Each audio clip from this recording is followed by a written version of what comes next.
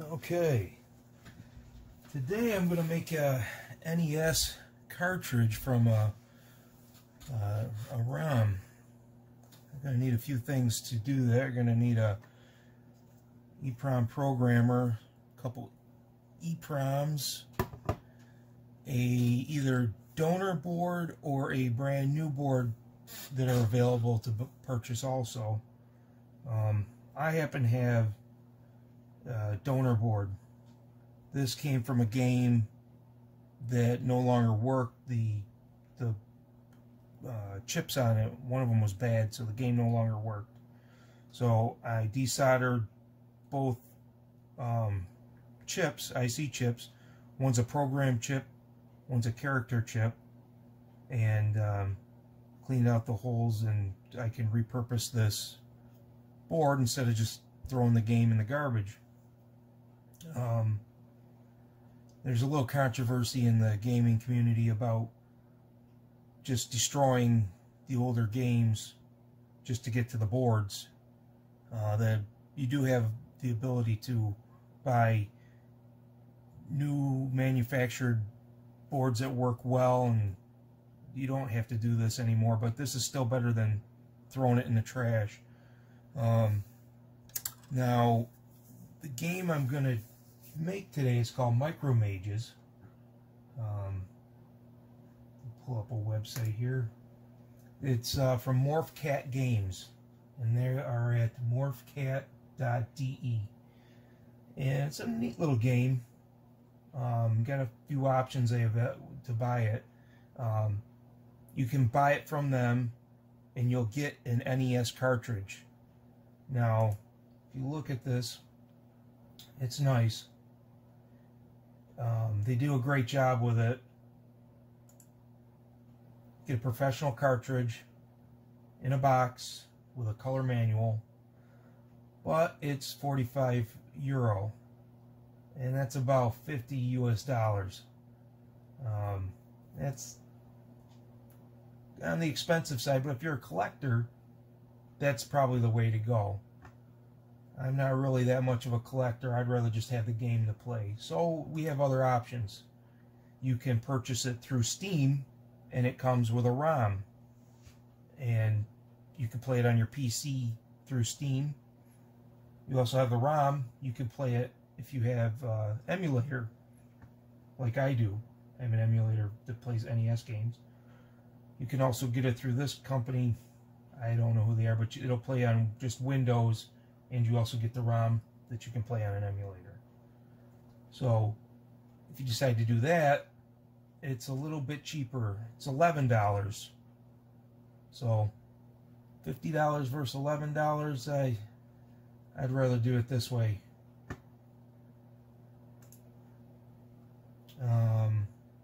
So you purchase it, you'll get your ROM image. There's a few things you're going to have to do and have to make this. Obviously, I went over, you got to have an EEPROM programmer. There's a bunch of different ones out there. I happen to have a GQ 4x4. There's a few other options that are cheaper than that one. You're going to have to probably, what's the word?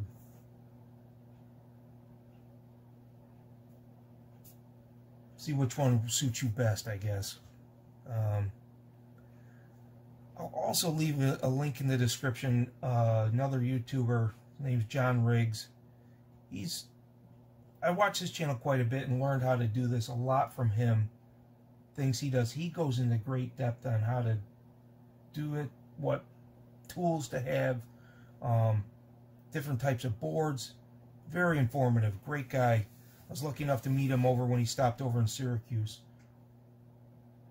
I'll leave a link to his channel, and you check that out, and you'll get a lot of information that you probably need, or answer any questions you have there.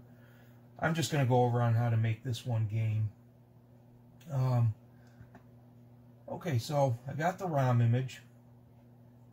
First thing I'm going to want to do is use this program that's free to download called FamiROM. And what you do is you take your ROM and you drag it over. And what this is going to do is it's going to take that ROM image. Let me see if I get this bigger for you guys. and it's going to split it into 2 bin files that you're going to need. One for a program, one for a character. Now this gives you a lot of information. I'll go over some of this here. One of it being the mirroring position is going to be horizontal. We'll make note of that. Program size, you're going to need a 256 kilobyte EEPROM for the program.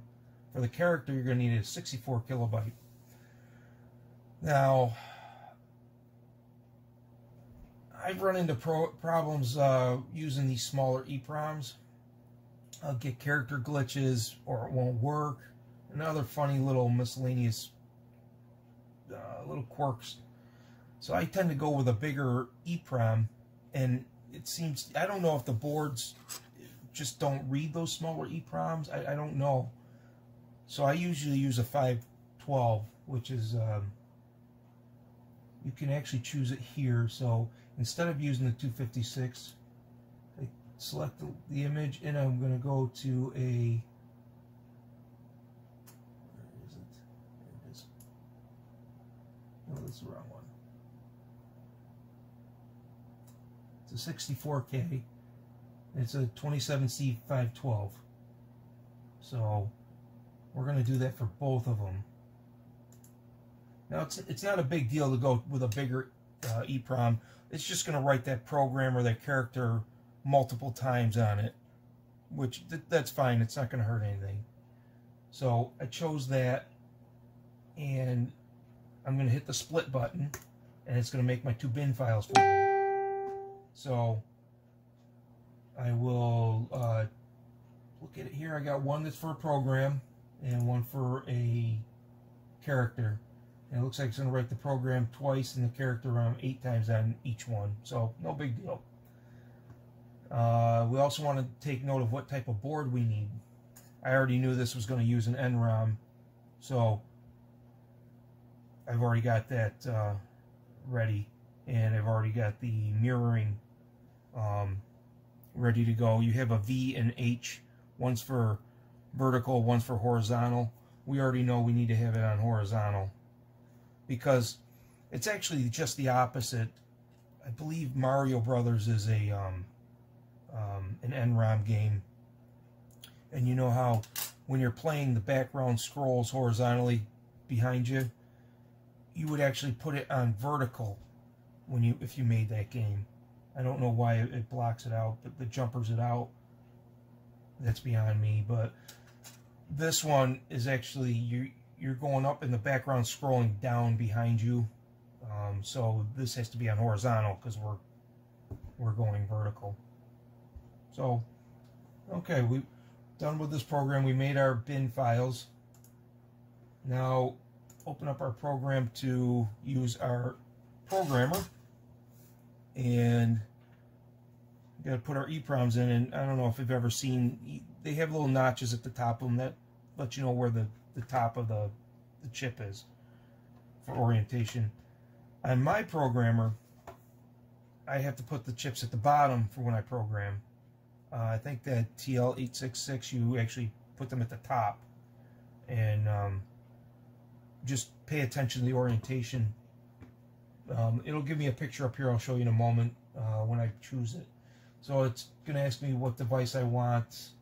I am going to choose an M27C512, and there it is right there. Select that, and you'll see it come up here. I'm telling you where to place the chip in the programmer, so you'll know that you have it properly in there. Now what I want to do is I want to make sure this chip is blank before I try writing to it, otherwise I'll get an error. So I'll do the blank check up here.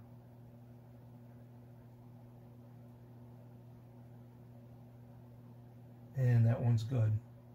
Okay, so now I actually got to get the bin file over. Pretty simple. Let's start with the program. Drag and drop it, and it loaded it up. We'll check here. Now you can see all the programming right there. So let's write to it. These 512s are pretty small. This only takes a few minutes or seconds.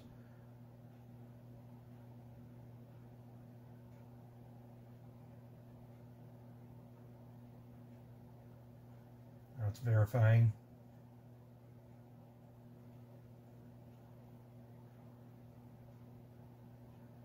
Okay, that's done. I don't want to mix these up, so that's my program chip. This is going to be my character ROM. Let's blank check this one and make sure this one's okay.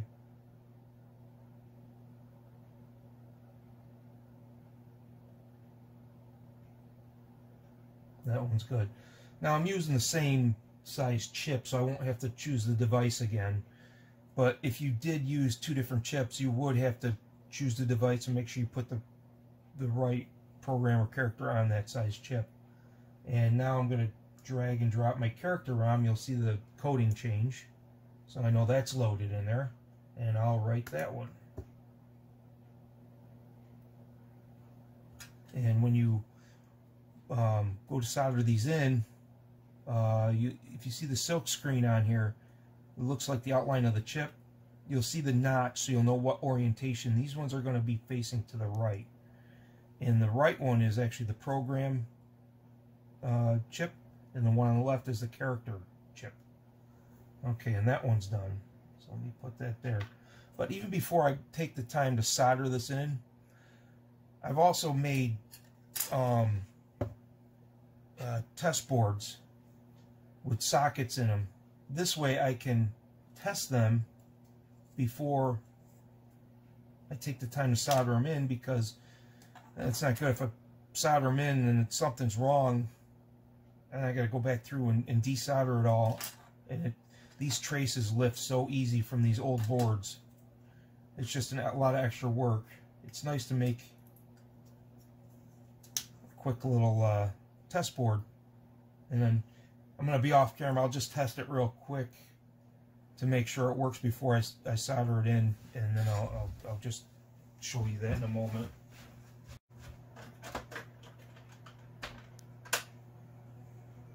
And that works.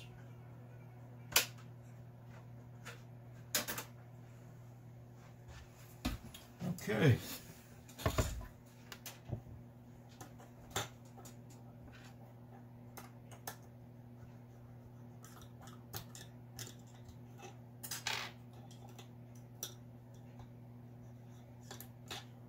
Now that we know our EPROMs work, it is time to solder.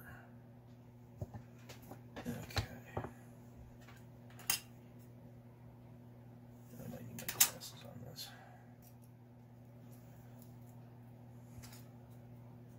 Gotta get these in these little holes here.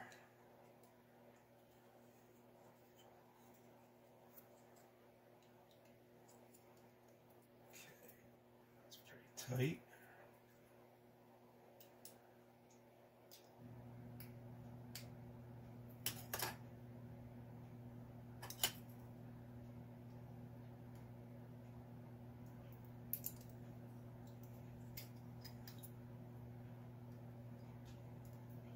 Keep that where you guys can see it too.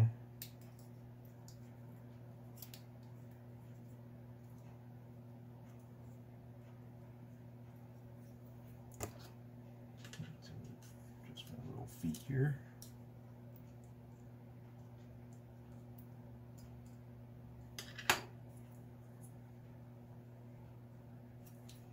Don't you want to go in there? There we go. All right. I'm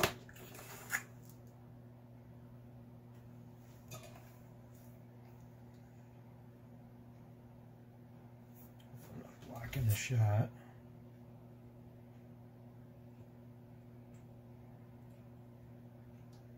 All these little pins.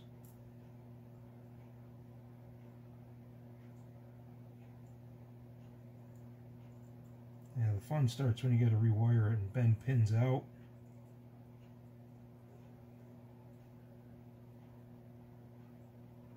And then basically you're making new traces to connect pins that you've bent out away from the board to connect into different holes.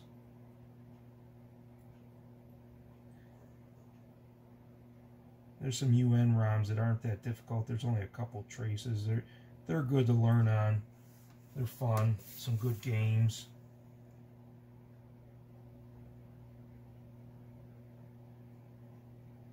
But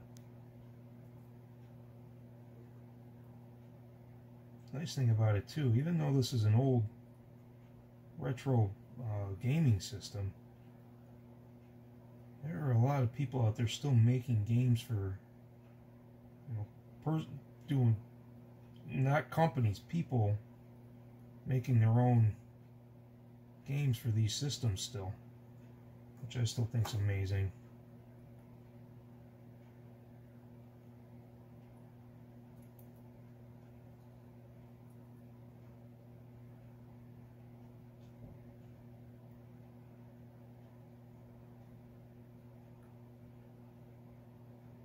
Not my best soldering, but just trying to move this along for you.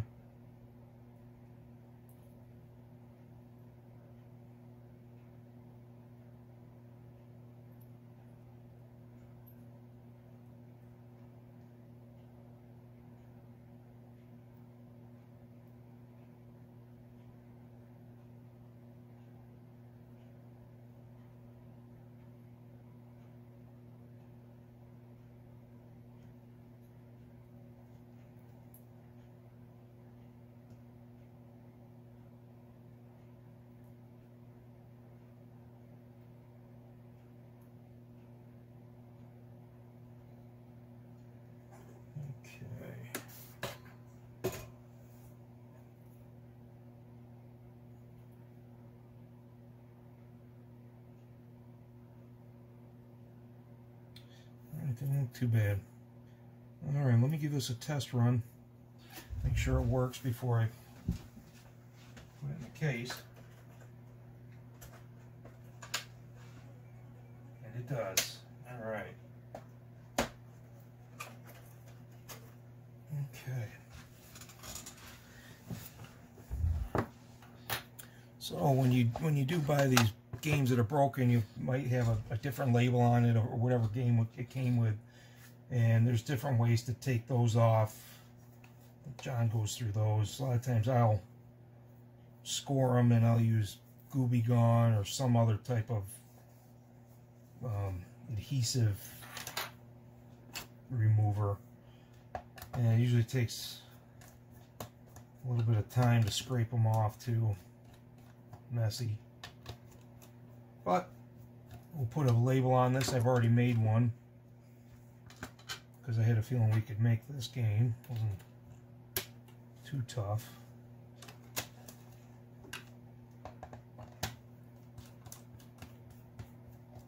Actually, I'll put the label on right now.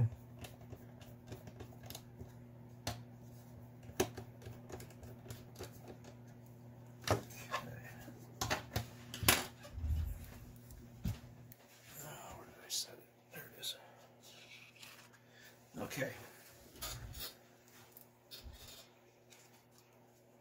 Now, when I make a game, I don't sell my games. I don't try to pass them off as genuine games. So Nintendo always put their genuine logo on there, and you can modify those in Photoshop too.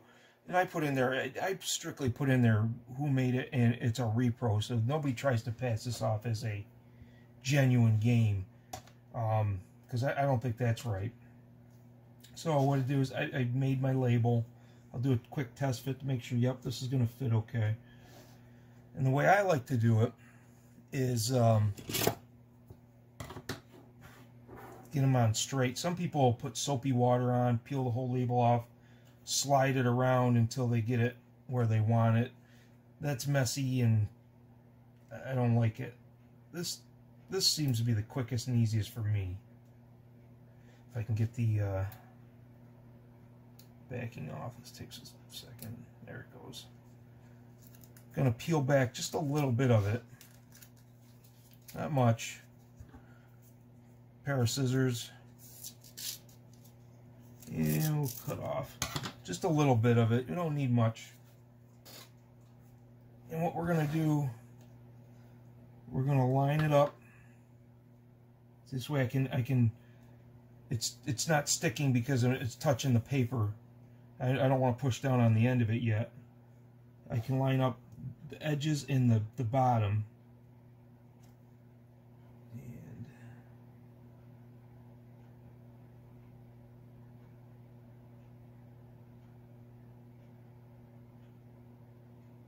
And that's pretty good. So now I'll tap down this part that I cut off and let that stick.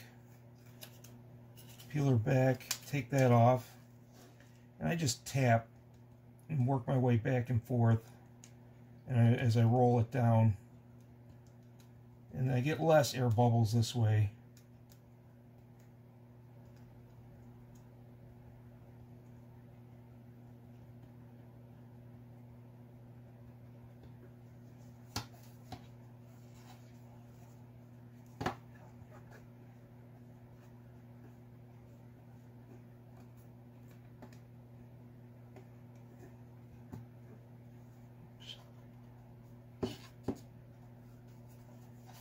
And there's our final cartridge.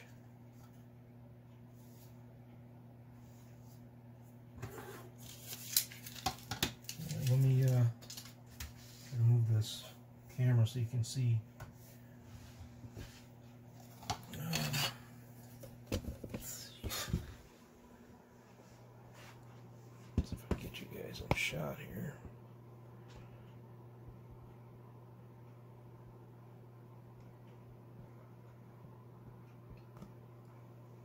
Okay.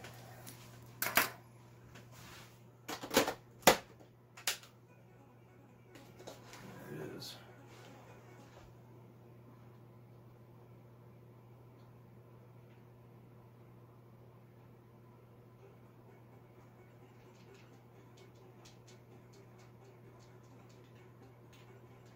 And it works.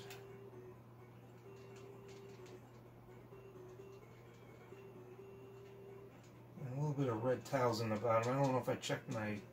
might have to redo my... it might be one of the glitches I was getting if I had it on the wrong.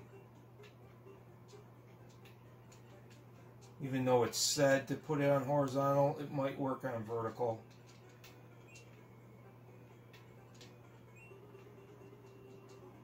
It might take care of that. But you guys get the idea. Hopefully that was somewhat informative and entertaining for you. And I appreciate you stopping by. Thanks for watching.